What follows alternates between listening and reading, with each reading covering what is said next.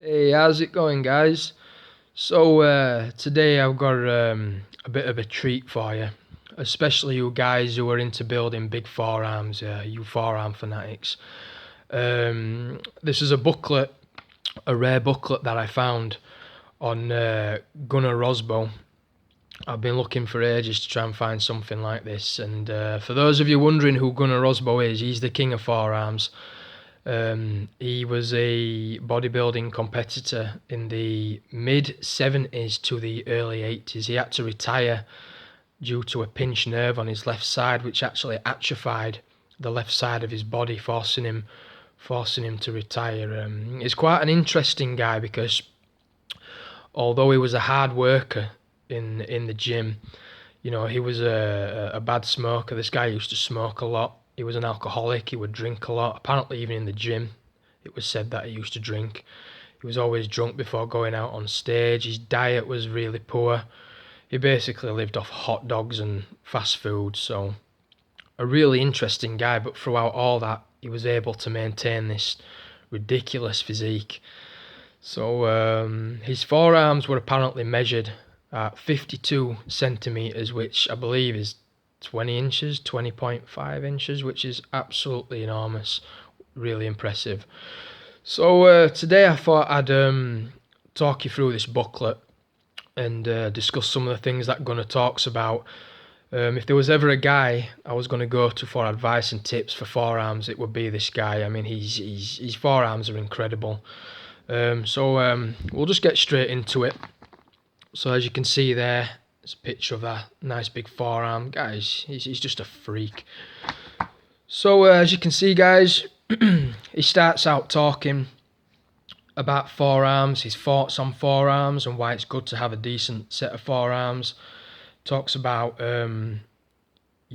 genetics straight off the bat and that he had good genetics to begin with. Talks about his weight going up to 287 pounds. Throughout his entire bodybuilding career, he states that his calves and his forearms showed more progress than any other part of his body. Again, I think that's just down to genetics. Straight off here, he talks about training the forearms 3 to 4 days per week for anywhere from 4 to 10 sets per day. If you do 3 full body workouts per week, include them at the end of each workout.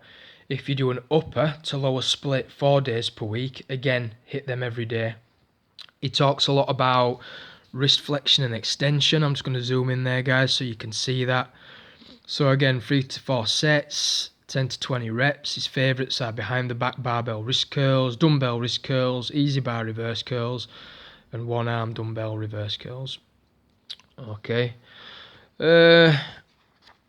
And then what's really interesting is he talks about sledgehammer work. Sledgehammer levering, in fact, is something that I've been training for a long time. It's a good way to really strengthen up the wrists and build some thickness in your forearms and get them dense, get that good dense strength going in there. So again, he's going to talk about radial deviation, ulnar deviation, and to each set, it's 10 to 20 reps.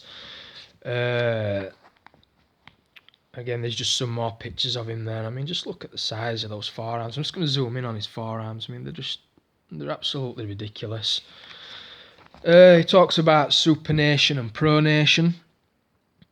So guys, if you were supinated, pronated, supinated, I believe that is. Talks about static holds. So he always likes to use a fat bar or fat grips if you've not got a fat bar. And I believe he's talking about here if you were to be in a deadlift. So much like Chuck Sipes used to do, Chuck Sipes used to hold a deadlift position and he would basically hold that position for 30 to 60 seconds while trying to squeeze the bar as hard as he can just to really get that blood pumping into the forearms. So he talks a lot about that. This is really interesting, wrist rollers. Gunnar Rosbo apparently was a big fan of wrist rollers and believed that they were great for building bigger forearms. He recommends using a thick diameter. He liked to do these for reps instead of time as well. So he talks about here, I don't know if you can see that, 3 to 4 sets of 30 to 60 seconds in each direction will give you a massive pump and spark some nice growth in the forearms. And he actually says here, we have one anchored on the wall at our gym, and I have used 225 pounds on it just to rub that in there. And again, he talks about thick bar work, you know, using thick bars. That's the same page. A lot of these pages are actually repeated. So this is how he breaks down the training. If you was going to add this after your workouts, you know, your main compound workout. So week 1 is wrist flexion and extension, radial and ulnar deviation. So that's day 1 and 2. On day 3 and 4, wrist roller, supination and pronation. Week 2, static holds, wrist flexion and extension, radial and ulnar deviation, and then again day 4 using the wrist roller. So, and again, guys, this is interesting. This is listen to this. So he talks about, you know, training the forearms for 4 to 8 weeks, 4 to 5 days a week. He says that you want to hit them hard for 4 to 8 weeks, then back off and do no direct forearm work for 1 to 3 weeks. That approach should help you pack on size while avoiding wrist problems. So it's like a nucleus overload, I believe is the name for that. Really interesting, guys. So I don't know what your thoughts are on that, but you know, if it's worked for Gunnar, I'm sure it can work for other people as well. I reckon this is the type of stuff that people would do who are suffering genetically with forearms, maybe having a hard time building size, and the forearms would use this in order to build thick forearms. And I'm guessing you could do this for calves as well. I think your calves would probably elicit some nice growth from that. So yeah, guys, hit them hard for 4 to 8 weeks, then back off for 1 to 3 weeks. And then another thing he talks about is your back workouts. Take your back workouts seriously. Obviously, when you're doing your back workouts, there's a lot of grip and pull, a lot of pulling work involved. There's just an exercise there with Gunnar. And again, using his wrist curls here. And I just want to say, guys, Gunnar Rosbo was a big fan of barbell wrist curls. It was said that apparently he could lift 350 pounds for 6 reps on barbell wrist curls. I don't even know how he got that bar up to the bench, but he did. So again, he's talking about back training, and he's saying, you know, you need to do heavy deadlifts, heavy chin-ups and rows. And as you can see there, he says, and I mean heavy.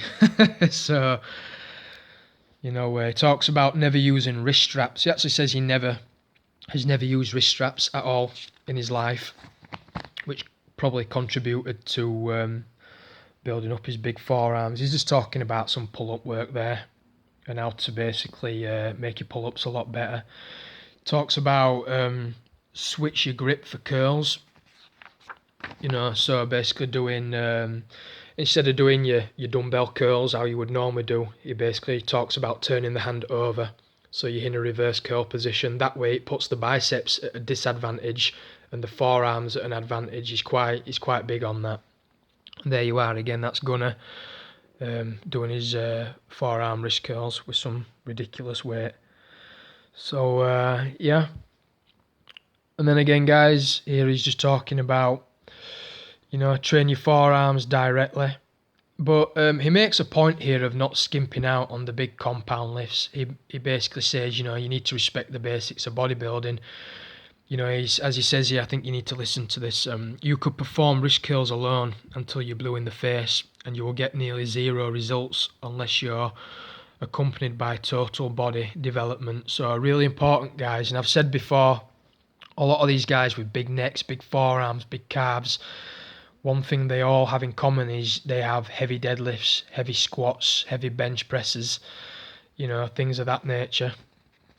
So then we get on to, well, this is just a Q&A. This is him just answering, obviously, a fan who's struggling to build some big forearms. Oh, here you go.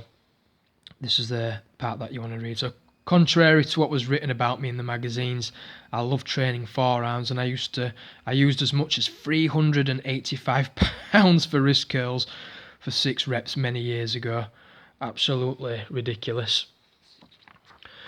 Again, he's not really talking about much here. Again, he's just answering questions on how to build big forearms. If you guys are interested in that Q&A, then Yeah, I'll have to answer that for you on another day. But so here you go, guys. Here are some workouts that he gives you to add onto your back workouts or any of your other workouts. So the first one is a power workout, which starts off with incline hammer curls, reverse curls, and then wrist curls. I don't know if you guys can see that as the sets and the reps. Rep range routine, hammer concentration curls, cable reverse curls, standing behind the back wrist curls, and then the shock routine, which is a superset, a reverse grip preacher curls, low cable rope hammer curls, and one arm dumbbell wrist curls with a drop set. And that's pretty much it, guys.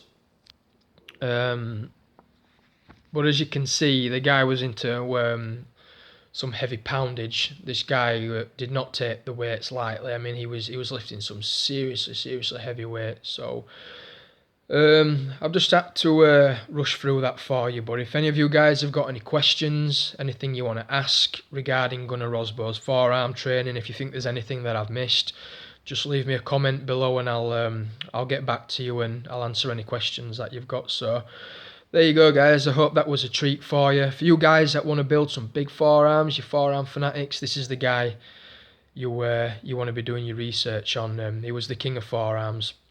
So yeah, have a good day, guys, and good luck.